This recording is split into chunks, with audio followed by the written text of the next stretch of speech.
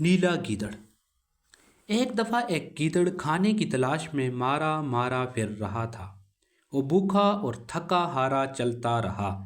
بالآخر لگ بھگ دن ڈلے وہ ایک شہر میں پہنچا۔ اسے یہ بھی احساس تھا کہ ایک گیدڑ کے لیے شہر میں چلنا پھرنا خطرے سے خالی نہیں ہے، لیکن بھوک کی شدت کی وجہ سے یہ خطرہ مول لینے پر مجبور تھا۔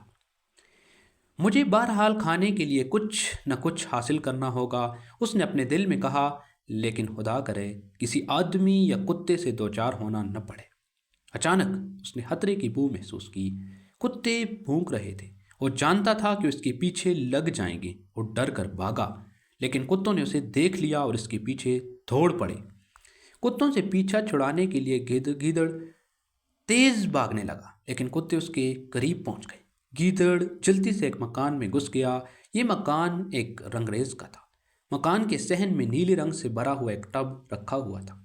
گیدڑ کو کتوں نے ڈھونڈنے کی لاکھ کوشش کی، مگر اس کا کہیں پتہ نہیں چلا۔ کتے ہار کر واپس چلے گئے۔ گیدڑ اس وقت تک ٹب میں چھپا رہا جب تک کتوں کے چلے جانے کا اس کو یقین نہ ہو گیا۔ پھر وہ آہستہ آہستہ ٹب سے باہر نکل آیا۔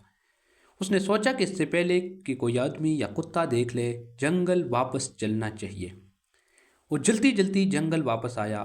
جن جانوروں نے اسے دیکھا ڈر کر بھاگے۔ آج تک انہوں نے ایسا جانور نہیں دیکھا تھا۔ گیدڑ بانپ گیا کہ سب جانور اس سے ڈر رہے ہیں۔ بس پھر کیا تھا؟ اس کے دماغ میں ایک ترکیب آئی۔ وہ چیخ چیخ کر جانوروں کو پکارنے لگا، ٹھہرو، دم لو، کہاں جاتے ہو؟ یہاں آؤ، میری بات سنو۔ سارے جانور رک کر گیدڑ کو تاکنے لگے۔ اس کے پاس جاتے ہوئے اب بھی ڈر رہے تھے۔ گیدڑ پھر چلا کر بولا، آؤ میرے پاس آؤ، مجھے تم سے ایک ضروری بات کہنا ہے۔ ایک ایک کر کے سارے جانور اس کی چاروں طرف کھڑے ہو گئے۔ چالاک گیدڑ نے کہا کہ مجھ سے ڈرو نہیں، میں تمہیں کوئی نقصان نہیں پہنچاؤں گا۔ خدا نے مجھے تمہارا بادشاہ بنا کر بھیجا ہے، میں ایک بادشاہ کی طرح سب کی حفاظت کروں گا۔ سب جانوروں نے اس کی بات کا یقین کر لیا اور اس کے سامنے سر جھکا کر بولے، ہمیں آپ کی بادشاہت قبول ہے، ہم آپ کے حکم کے منتظر ہیں۔ نیلے گیدڑ نے کہا، تمہیں اپنے بادشاہ کی اچھی طرح دیکھ بھال کرنی ہوگی۔ تم مجھے ایسے کھانا کھلایا کرو گے جو بادشاہ کھاتا ہے۔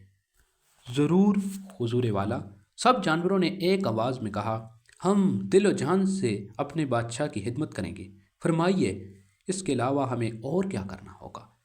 تمہیں اپنے بادشاہ کا وفادار رہنا ہے، نیلے گیدڑ نے جواب دیا، تب ہی تمہارا بادشاہ تمہیں دشمنوں سے محفوظ رکھ سکتا ہے۔ گیدڑ کی اس بات سے جانوروں کو تسلی ہو گئی۔ وہ اس کے لیے قسم قسم کے مزیدار کھانے لانے لگے اور اس کی خاطر مدارت کرنے لگے۔ گیدڑ اب بادشاہ کی طرح رہنے لگا۔ سب جانور روزانہ اس کی خدمت میں حاضر ہو کر اسے سلام کرتے اور اپنی مشکلیں اسے بتاتے۔ بادشاہ ان کی باتوں کو سنتا اور ان کی مشکلوں کا حل بتاتا۔ ایک دن جب بادشاہ دربار میں بیٹھا تھا تو دور سے کچھ شور سنائی دیا۔ یہ گیدڑ کے غول کی آواز تھی۔ اب اپنے بھائیوں کی آواز سنی تو بہت خوش ہوا اور خوشی کے آنسوؤں سے اس کی آنکھیں بھر آئیں۔ اسے اپنی بادشاہت کا بھی خیال نہ آیا اور اپنا سر اٹھا کر اس نے بھی گیدڑ کی طرح بولنا شروع کر دیا۔ اس کا بولنا تھا کہ جانوروں پر اس کی اصلیت کھل گئی۔ انہیں معلوم ہو گیا کہ یہ رنگا ہوا گیدڑ ہے، اس نے انہیں دھوکے میں رکھا ہے۔ سب جانور مارے غصے کے اسے پھاڑ کھانے کے لیے اس پر چڑھ دوڑے، لیکن گیدڑ نے تو پہلے ہی بھاگنا شروع کر دیا تھا۔